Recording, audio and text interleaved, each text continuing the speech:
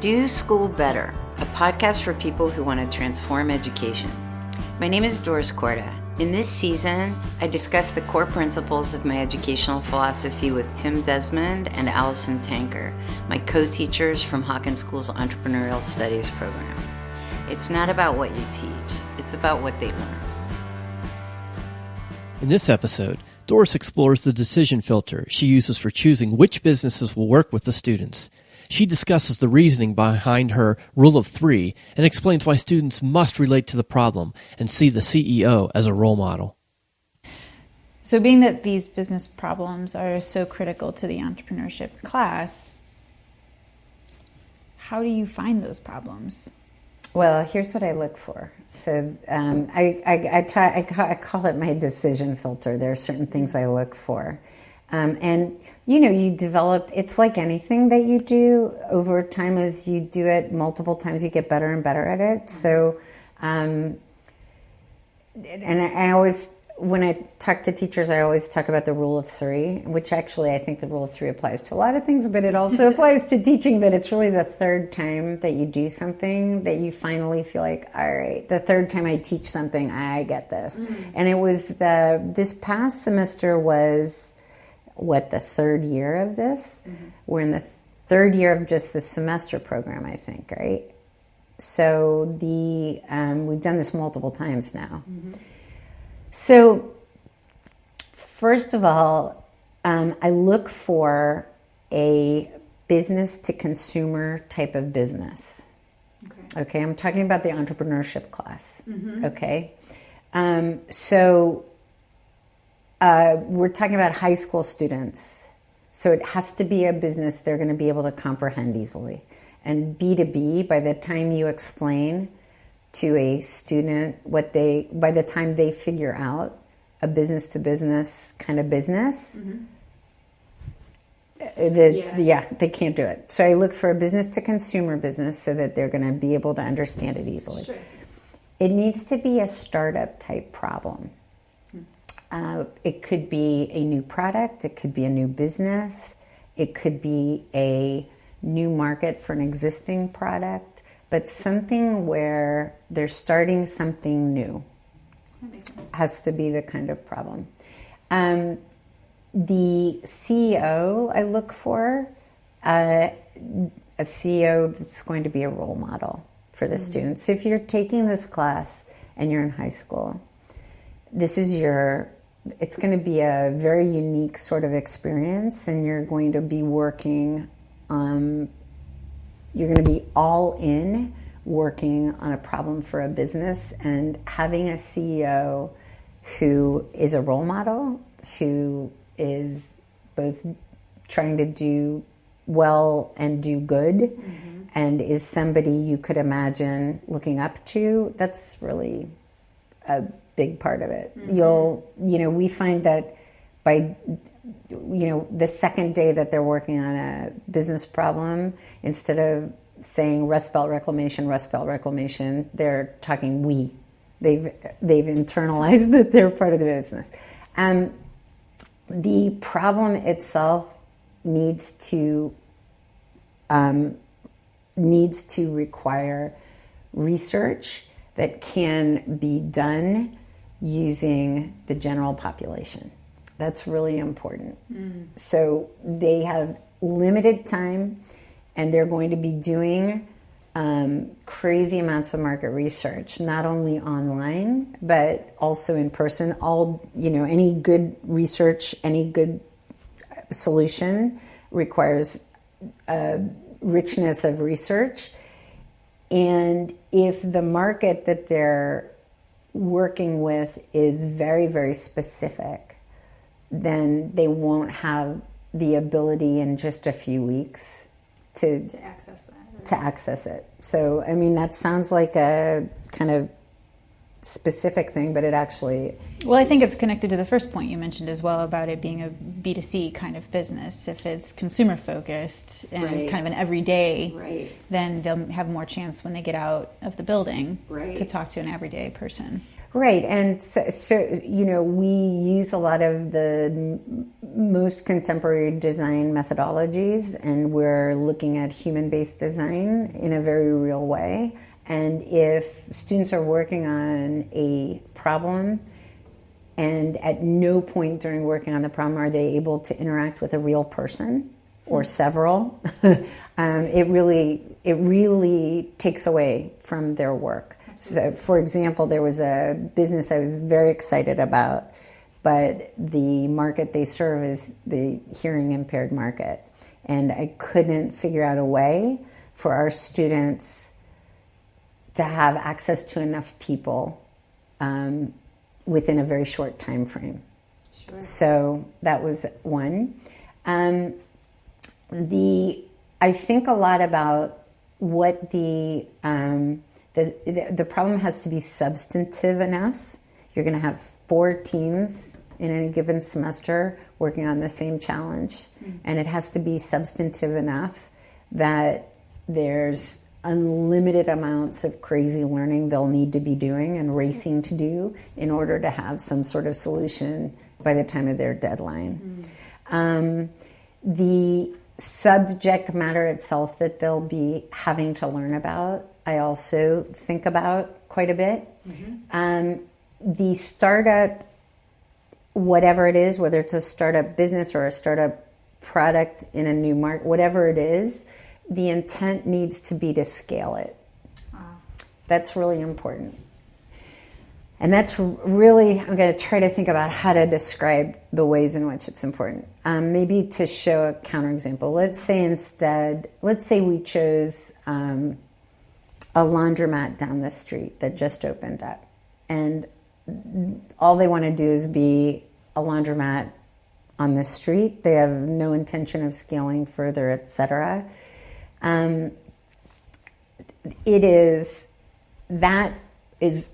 It's a real problem. You'd have to, it's a real problem a student could be assigned to how do you do well in this particular neighborhood, but it's very, very limited in terms of what they'll need to get into. If instead we have this very new model for a laundromat, we're going to start on this street, but we want to have one of these in every city in the country within 10 years.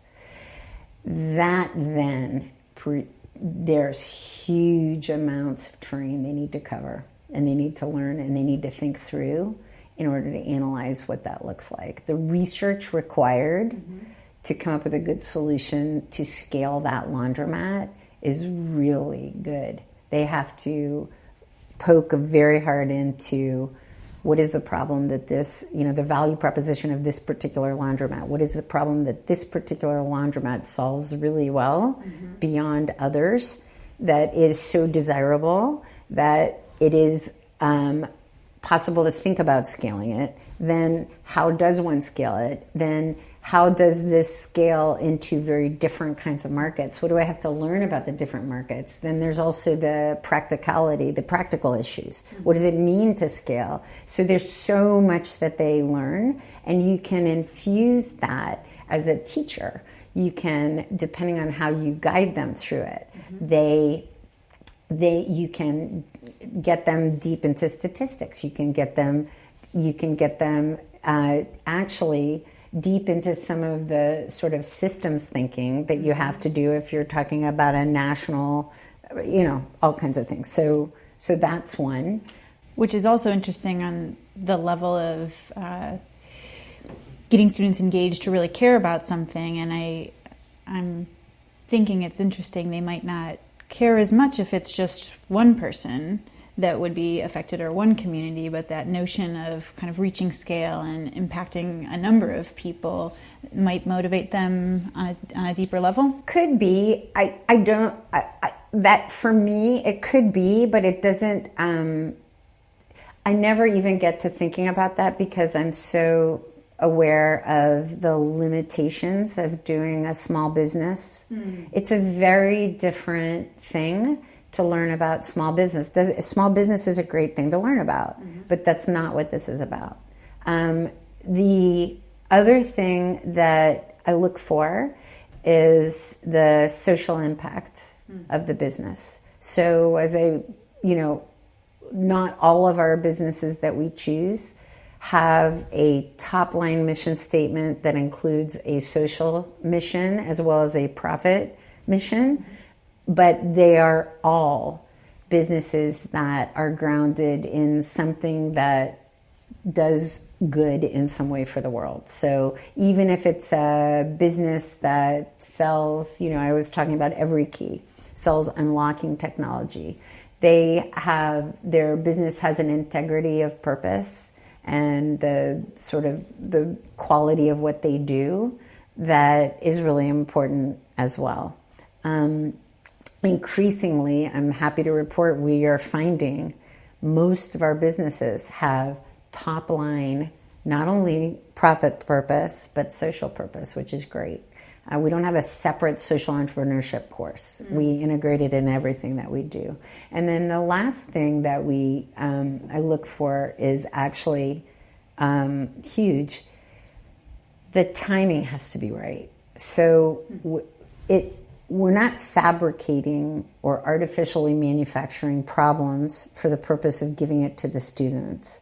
We're really looking for problems that will result in great learning for students that are the real, right now, urgent problem of some business. And so sometimes, many times, when I'm talking to businesses and I'm, it's a great business in every other way, but the timing just isn't right. Maybe it's too late or it's too early.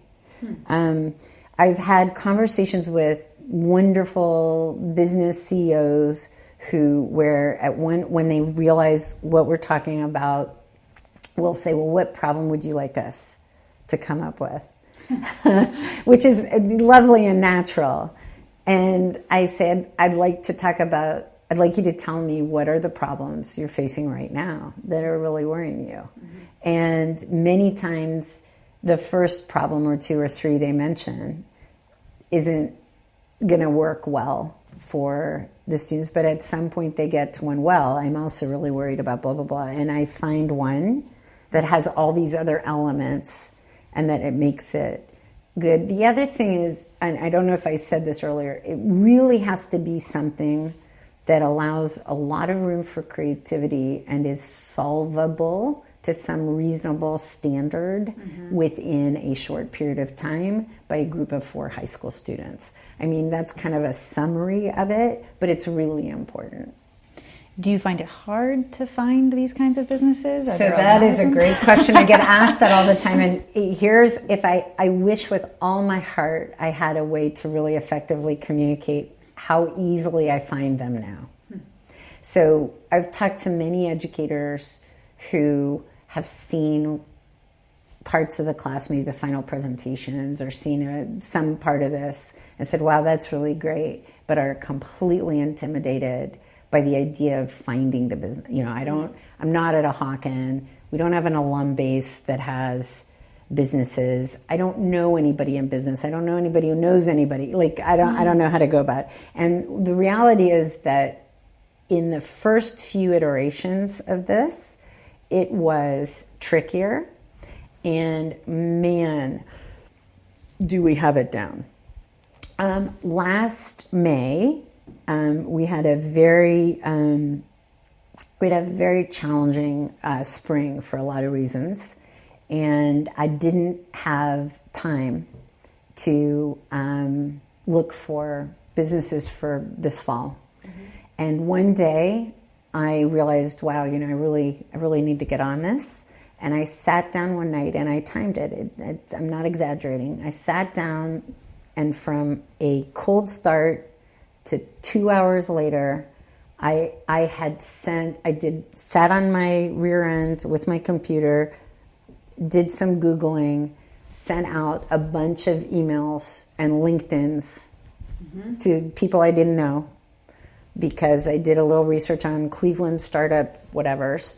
And out of that 2 hours, enough of them wrote back who ended up having those initial half-hour conversations with me that we found our problems for this past semester, which I think you can attest to the fact they were awesome, That's right? So when you get, I can look at a website now and eliminate easily, immediately. I can eliminate. And then I can, the ones where I think, okay, that has the possibilities, that could be good. In a half-hour phone conversation, both the CEO and I can figure out if we want to move ahead. So it's a bit of online research, a half-hour conversation, then another probably 1 hour conversation in person or over the phone. And then done, we've got our 3. And then there's a back and forth as we figure out what exactly the problem should be and how to set it up. And then I do a lot of research beforehand, just so that I have a passing knowledge of the industry myself before going in. Smart. And I'm sure there's a significant amount of community resources that you can leverage once you're in the space, like you say, after, a few rounds of this. Now you have contacts in the business community, in the startup communities, incubators, accelerators. That certainly leverages. You're exactly right. That's a great point. Another thing that makes it easy now is once you've done this a few times and the CEOs have had a great experience. There were some rough start things, but we've now had multiple semesters where the CEOs have come out just thrilled with the process, both not having to spend too much time because they don't have time, and with the results. So they make the work a lot easier for us now. And so anybody doing this, if you're teaching a history course, okay, and you do the work to set up a good history real problem for the students to learn the history you want them to learn, and you use someone in the community to help with that. The first couple times are the hardest, and then once you do it a couple times well, it becomes much easier. Thanks for listening to this episode of Do School Better. We would love to hear from you, so please leave us a comment or a review. And if you're interested in learning more, check out wildfire-education.org.